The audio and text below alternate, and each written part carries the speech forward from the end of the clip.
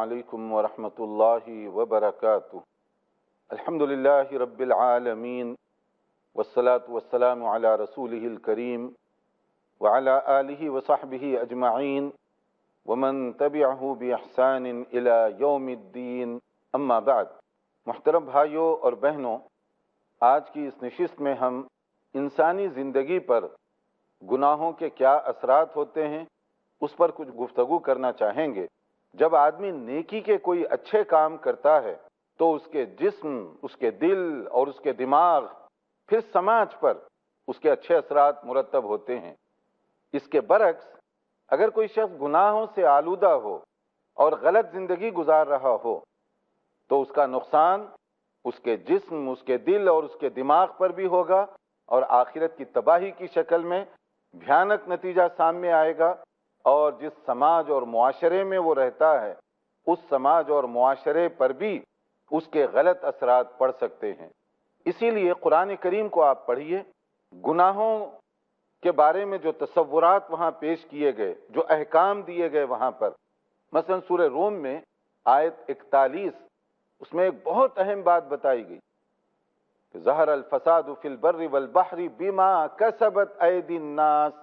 لیذیقہم بعض الذی عملوا لعلہم یرجعون، کہ تمہیں بحر و بر میں جو فتنہ اور فساد دکھائی دے رہا ہے، وہ فساد کیا ہے؟ یہ تمہارے اپنے اعمال اور کرتوت کا نتیجہ ہے۔ اللہ تعالیٰ یہ چاہتے ہیں کہ اس کے ذریعے سے تمہیں مزہ چکھا دیا جائے، تھوڑا سا۔ پورا عذاب تو آخرت کی شکل میں ہوگا، لیکن تھوڑا سا ہلکا سا ٹیسٹ، تاکہ تم ریئلائز کرو، محسوس کرو اور اپنے گناہوں کو چھوڑنے پر تیار ہو جاؤ۔ یعنی ایک وارننگ سائن ہے، متنبہ کیا جا رہا ہے کہ اگر آدمی اس کے اندر نفس اور ضمیر بیدار ہو تو ان چیزوں کو محسوس کرے گا،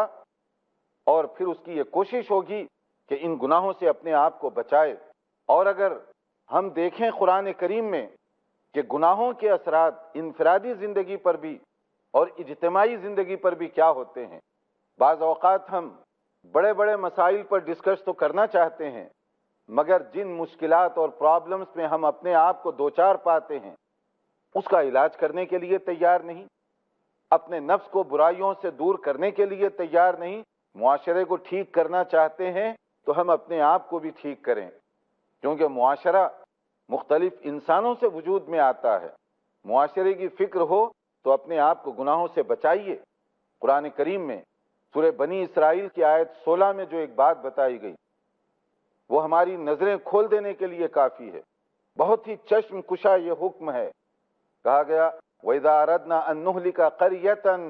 أَمَرْنَا مُتْرَفِيهَا فَفَسَقُوا فِيهَا فَحَقَّ عَلَيْهَا الْقَوْلُ فَدَمَّرْنَاهَا تَدْمِيرًا۔ جب ہم کسی بستی علاقے کو ڈسٹرائڈ کرنا چاہتے ہیں، ختم، تباہ اور برباد کرنا چاہتے ہیں،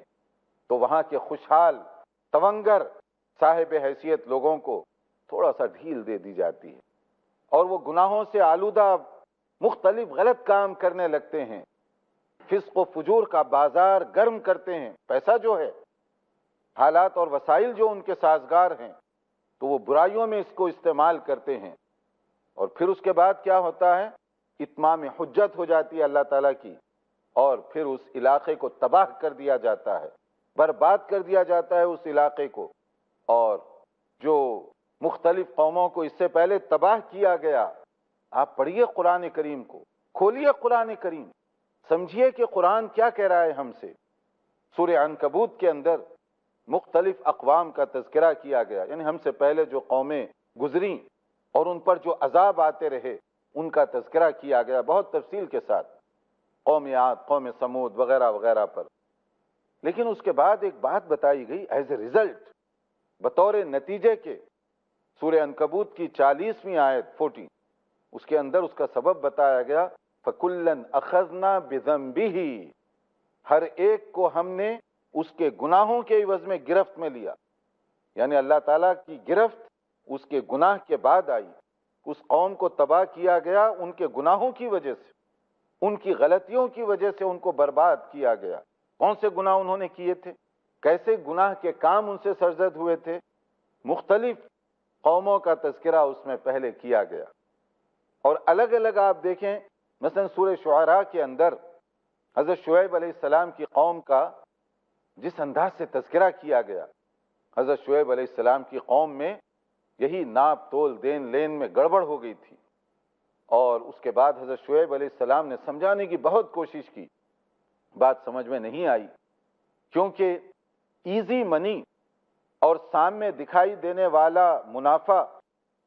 اس کے مقابلے میں آخرت کی کامیابی، جنت کا حصول اگر ایمان نہ ہو تو یہ دور دکھائی دیتے ہیں۔ لوگ کہتے ہیں پہلے جو مل رہا ہے اس کو لے لو، بعد میں دیکھا جائے گا جنت ملے گی نہیں ملے گی، وہاں کیا ہوگا وہ بعد میں دیکھیں گے۔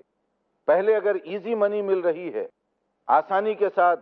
ہمیں فائدہ مل رہا ہے، اس کو اٹھا لو، چاہے حرام طریقے سے ہو، ناجائز طریقے سے ہو، اس کی کوئی پرواہ نہیں ہے۔ جیسے ڈرگس ڈیلر کرتے ہیں، یہ گناہ ایک آدمی کو نقصان نہیں پہنچاتا، بلکہ اس کی وجہ سے پورا معاشرہ تباہ اور برباد ہو جاتا ہے، مگر کتنے لوگ اس کو قبول کر لیتے ہیں؟ اور کیوں قبول کرتے ہیں؟ پیسے جلدی مل رہے ہیں، آسانی کے ساتھ مل رہے ہیں، اس کے لیے وہ اتنے بڑے غلط کام کے لیے بھی اپنے آپ کو تیار پاتے ہیں۔ تو شعیب علیہ السلام کی نصیحت بے معنی ہو گئی ان کے لیے، انہوں نے قبول نہیں کیا، انکار کر دیا۔ پھر اللہ تعالیٰ کا عذاب آیا، اور عذاب کی ایک شکل بتائی گئی ہے سورہ شعراء اور اس کی آیت 189 189 اس کے اندر آپ پڑھی، کہا گیا فَأَخَذَهُمْ عَذَابُ يَوْمِ الظُّلَّةِ، کہ سائبان کے عذاب کے ذریعے سے ان کو ختم کر دیا گیا۔ انہو کان عذاب یوم عظیم، کہ یہ بڑے سخت قسم کا عذاب تھا۔ بیک وقت اس قوم پر 3 قسم کے عذاب نازل ہوئے، آسمان سے شعلے برسائے گئے ان کے اوپر، اور سخت اور ہیبت ناک آوازیں مسلط کر دی گئیں جس سے کلیجے پھٹ جائیں، اور زمین میں زلزلہ پیدا ہو گیا۔ ایک طرف آسمان سے شعلے برس رہے ہوں اور دوسری طرف زمین پھٹی جا رہی ہو، زلزلے سے ہلائی جا رہی ہو، اور خوفناک اور بھیانک آوازیں ہوں، تو سوچئے کیا کیفیت ہوئی ہوگی ان کی۔ بظاہر دیکھنے میں ہم لوگ اس کو چھوٹی سی غلطی سمجھتے ہیں، لیکن اس گناہ کی وجہ سے پوری قوم کو ختم کر دیا گیا۔ اور اسی طرح سے سورہ ہود میں حضرت لوط علیہ السلام کی قوم کا ذکر کیا گیا، وہاں ایک اور قسم کی برائی پیدا ہو گئی تھی، اخلاقی برائی، سیکشول بے راہ روی، کہ ہم جنس پرستی، اور جیسے آج کل بھی اصطلاح ہے نا سنگل سیکس شادی وغیرہ وغیرہ، گے کلچر وغیرہ وغیرہ، تو اسی طرح کی برائیاں وہاں عام ہو گئی تھی۔ ان برائیوں سے حضرت لوط علیہ السلام نے قوم کے لوگوں کو روکنے کی کوشش کی، اللہ کے عذاب سے ڈرایا، لیکن قوم کے اندر، پورے ماحول کے اندر یہ برائی عام ہوتی چلی گئی تھی۔ ایک وقت تک مہلت دی گئی، فائدہ نہیں ہوا، تو پھر اس کے بعد اللہ تعالیٰ کا عذاب آیا ان پر۔ اور عذاب کس شکل میں آیا؟ پڑھیے ذرا قرآن کریم کی سورت کو آپ، جس کے اندر اس عذاب کی کیفیت کو بتایا گیا ہے۔ فَلَمَّا جَاءَ أَمْرُنَا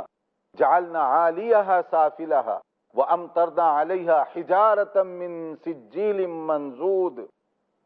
کہ اللہ تعالیٰ کا عذاب ایسے آیا کہ آسمان سے پتھر برسا کر ان کو ہلاک کر دیا گیا، اور پھر اس کے بعد ان کی ڈیڈ باڈیز، مردہ لاشوں کو اوپر جگہ نہیں دی گئی، بلکہ زمین کو تل پٹ کر دیا گیا، کہ تمہارا وجود اس قابل نہیں ہے کہ تمہاری مردہ لاشوں کو بھی زمین کے اوپر گوارا کر لیا جائے۔ جرم تمہارا اتنا گھناؤنا تھا۔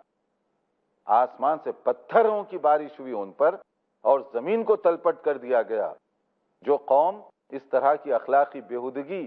اور انارکی میں مبتلا ہو گئی، کس طرح وہ پوری قوم کو تباہ کر دیا گیا۔ اسی طرح سے آپ اور مختلف انبیاء کرام کی قوموں پر آنے والے عذاب کو قرآن کریم کی مختلف صورتوں میں پڑھ سکتے ہیں۔ یہ صورتیں اور یہ جو قرآن کریم میں واقعات بیان کیے گئے، کیوں کیے گئے؟ کیا قرآن کریم کوئی تاریخ کی کتاب ہے کہ ہسٹری بیان کی جا رہی ہے؟ نہیں، قرآن کریم تو نصیحت کی کتاب ہے، قرآن کریم کتاب ہدایت ہے، قرآن کریم کتاب فرقان ہے، قرآن کریم یہ کرائیٹیریا ہے، حق و باطل کے درمیان معیار پہچاننے کا ذریعہ ہے کہ حق کون سا ہے، باطل کون سا ہے۔ یہ پرانی قوموں کے جو واقعات بیان کیے گئے قرآن کریم میں، یہ آئینہ ہے ہمارے لیے کہ اگر انہی خرابیوں میں تم مبتلا رہو گے تو پھر اللہ تعالیٰ کے غیظ و غضب کا انتظار کرو۔ یہ اجتماعی بیماریاں، یعنی صرف اجتماعی نقصانات نہیں ہوتے گناہوں کے،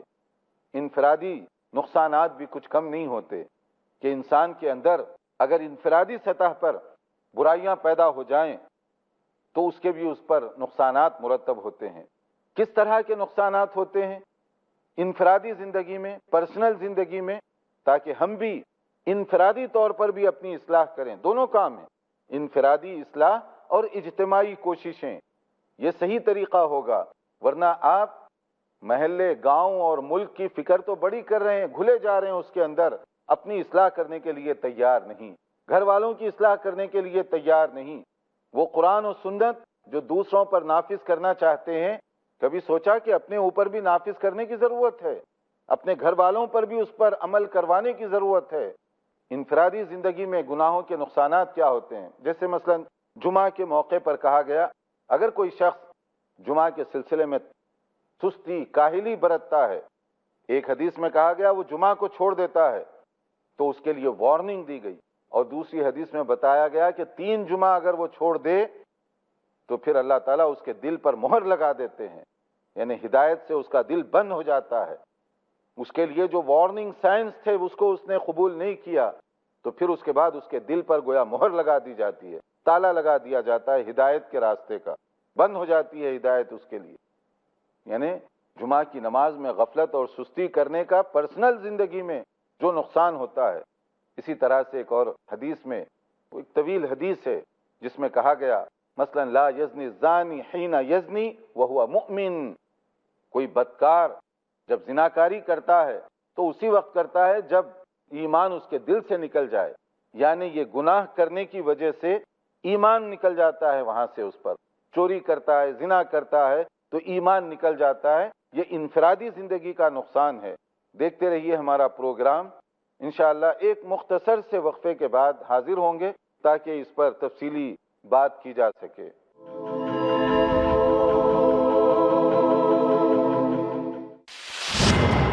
قال رسول اللہ۔ السلام علیکم ورحمۃ اللہ وبرکاتہ۔ وقفے کے بعد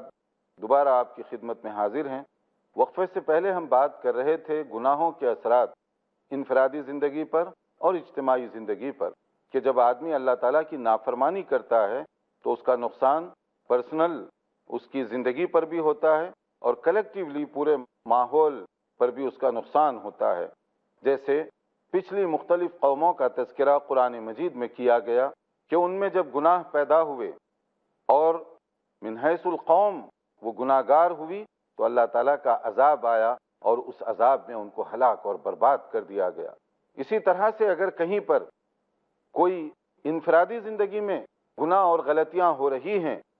تو آدمی کو چاہیے کہ اس کی اصلاح کرے، توبہ کرے اور صحیح راستے پر چلے، اس لیے کہ جب آدمی گناہ کرتا ہے تو اس کا نقصان اس پر، اس کے گھر والوں پر اور پھر اس کے آس پاس رہنے والوں پر بھی پڑتا ہے۔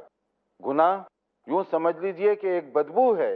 اور اس کی وجہ سے جو تعفن پھیلے گا وہ تعفن اور اس کا نقصان آس پاس رہنے والوں کو بھی پہنچے گا۔ گناہوں سے بچنے کے لیے رسول اکرم صلی اللہ علیہ وسلم نے انفرادی زندگی میں بھی جو حکم دیا ہے،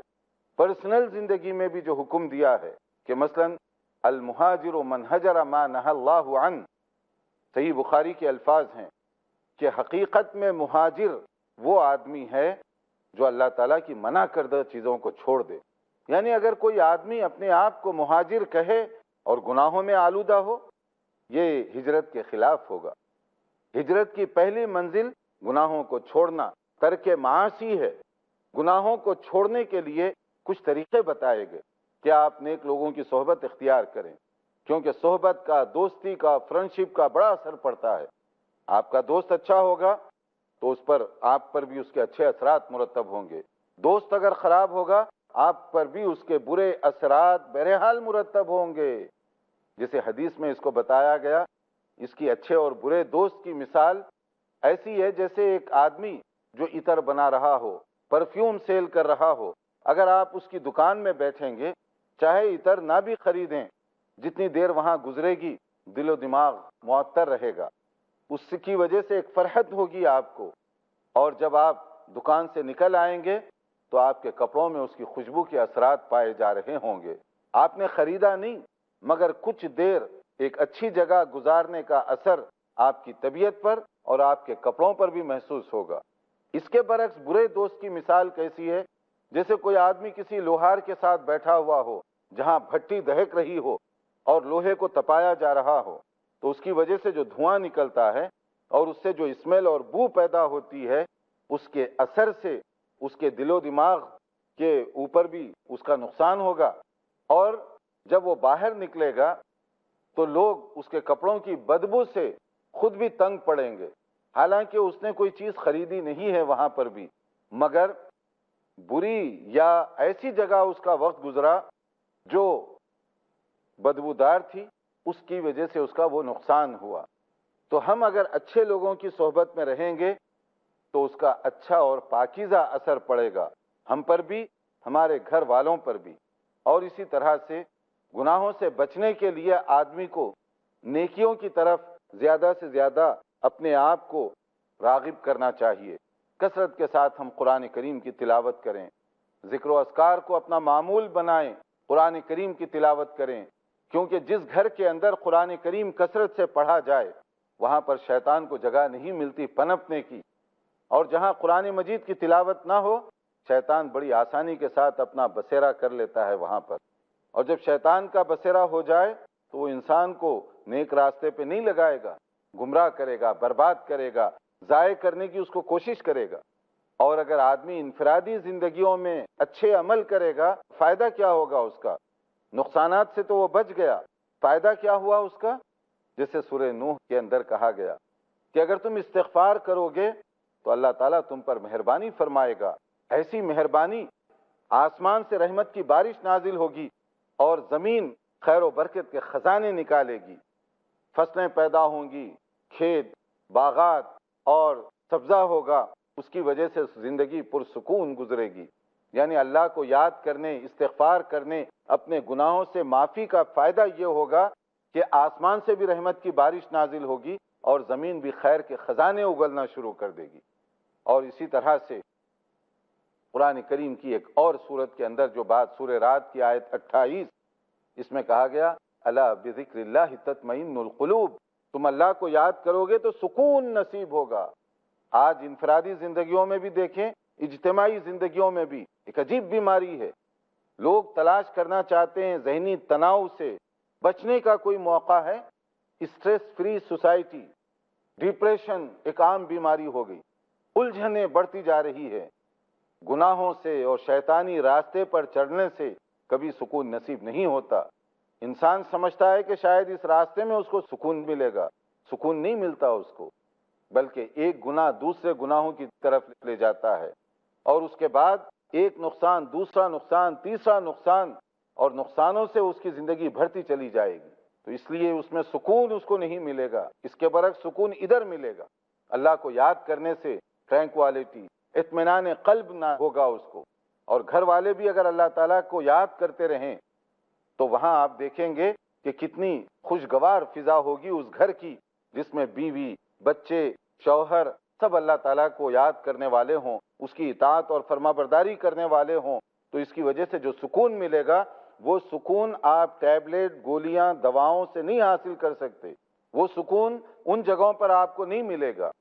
اس میں دونوں انداز سے آپ سوچ سکتے ہیں کہ انفرادی زندگی میں اگر گناہ ہو جائیں تو اس کے نقصانات جو ہوتے ہیں، انسان بے چینی، بد امنی اور اسی طریقے سے ذہنی خلفشار میں مبتلا ہوگا، اور پھر اس کے بعد یہ چیز جب بڑھتی چلی جائے گی تو محلہ، معاشرہ، سماج اس کو بھی اپنی لپیٹ میں لے لے گی۔ یہ ایک آگ ہے، گناہ ایک آگ ہے، اور جہاں بھی یہ آگ ہوگی اس کا نقصان مختلف جگہوں پر مختلف اعتبار سے ہوگا۔ تو ہمیں دونوں طرح سے اپنی انفرادی زندگی میں بھی اور اجتماعی زندگیوں میں بھی اللہ تعالیٰ کی نافرمانی سے بچتے رہنا چاہیے، اور اگر کہیں سماج میں برائی پیدا ہو گئی ہے تو اس سماج میں رہنے کے لیے بھی یہ ضروری ہے کہ ہم وہاں امر بالمعروف اور نہی عن المنکر کا فریضہ انجام دیں، مطلب یہ ہے کہ ان کو بھی خیر کی بات بتائیں، دوسروں کو بھی شر سے روکیں، ورنہ ہماری مثال ایسی ہوگی جیسے حدیث میں ایک کشتی کی مثال دی گئی کہ لوگ اگر کشتی میں سفر کر رہے ہوں اور اس کے دو فلور ہیں، کچھ لوگ اوپر اور کچھ لوگ نیچے بیٹھے ہوئے ہیں، اور کچھ لوگ اگر کشتی کو ڈیمیج کر کے اسے سوراخ بنا دیں، باقی لوگ تماشائی بنے بیٹھے رہیں، کیا ہوگا؟ کیا جو سوراخ کرنے والا ہے، ڈیمیج کرنے والا، جب نقصان ہوگا تو وہی ڈوبے گا پانی کے اندر، یہ سب کو ڈوبا دے گا؟ جب کشتی ڈوبے گی تو اوپر کے فلور والے بھی ڈوبیں گے، نیچے والے بھی ڈوبیں گے، جو ڈیمیج کرنے والا ہے وہ بھی ڈوبے گا، اور جو تماشائی بنا بیٹھا رہا وہ بھی اس کے اندر ڈوب جائے گا۔ تو اس کا معنی کیا ہوا کہ اگر کہیں سماج اور سوسائٹی میں خرابی پیدا ہو گئی ہو تو ہمیں چاہیے کہ اس کی اصلاح کریں، ورنہ جب عذاب آئے گا، نقصان جب ہوگا تو اس کی لپیٹ میں اچھے لوگ بھی آئیں گے جو امر بالمعروف اور نہی عن المنکر کا فریضہ انجام نہ دیے ہوں۔ یہ ہماری رسپانسبلٹی ہوگی، یہ ہماری ذمہ داری ہوگی کہ ہم خیر کا پرچار کریں، شر سے روکیں، منکرات سے روکیں، بچیں بھی اور بچائیں بھی۔ اس کے لیے ہماری زندگیوں میں کس طرح ہم گناہوں سے بچ سکتے ہیں؟ ایک تو یہ کہ جتنا زیادہ تقویٰ ہوگا، اللہ تعالیٰ کی خشیت اور محبت جتنی زیادہ ہوگی، آدمی گناہوں سے اتنا ہی بچے گا، اور اس کے ساتھ آدمی نماز کا اہتمام کرے پابندی کے ساتھ، اس لیے کہ آدمی شعور کے ساتھ سمجھ کر نماز ادا کرے گا تو نماز میں اگر ایک پرامس کر رہا ہے، وعدہ کر رہا ہے کہ یا اللہ میں گناہ نہیں کروں گا، تو کم سے کم اتنی تو حیا ہوگی اس کو۔ ظہر میں وعدہ کیا تو عصر میں اگر گناہ کر کے پھر کیا منہ لے کر جاؤں گا، اور اگر عصر کے بعد گناہ ہوا تو مغرب ہے، مغرب کے بعد عشاء، ایسے ہی یہ 5 نمازوں کا سسٹم ہے۔ تو نماز انسان کو ان برائیوں سے روکنے کا ذریعہ بن جائے گی۔ اسی طرح کثرت سے اللہ کو یاد کرتے رہیں، استغفار اور توبہ یہ بہت ہی اہم ہتھیار ہیں گناہوں سے بچنے کے لیے، اور قرآن کریم کی تلاوت کرتے رہیں، اس لیے کہ قرآن کریم کی تلاوت انسان کو گناہوں سے دور کرتی جاتی ہے۔ اور گھر میں دعائے مسنون جو ہے اس کا معمول بنائیں، آپ بھی دعائیں پڑھیں، بچوں کو بھی پڑھائیں کہ جب بچے گھر میں داخل ہوں، گھر سے نکلیں، کیا اس کا ادب ہے، کیا اس کا طریقہ ہے، تاکہ شیطان کو موقع نہ ملے کہ اگر آدمی گھر میں بسم اللہ پڑھ کر جائے اور سلام کر کے داخل ہو تو اللہ تعالیٰ کی رحمت اور نصرت اس کے لیے ہوگی۔ تو اس طرح سے آدمی جتنی نیکیاں کرتا جائے گا، برائیوں کے امکانات وہاں سے کم ہوتے چلے جائیں گے۔ تو برائیوں کو انفرادی زندگی میں بھی روکنا چاہیے، اجتماعی زندگی میں بھی روکنا چاہیے، ورنہ اس کا نقصان انفرادی زندگی میں بھی ہوگا، اجتماعی زندگی میں بھی ہوگا۔ اللہ تعالیٰ سمجھنے اور برائیوں سے بچنے کی توفیق عطا فرمائے۔ والسلام علیکم ورحمۃ اللہ وبرکاتہ۔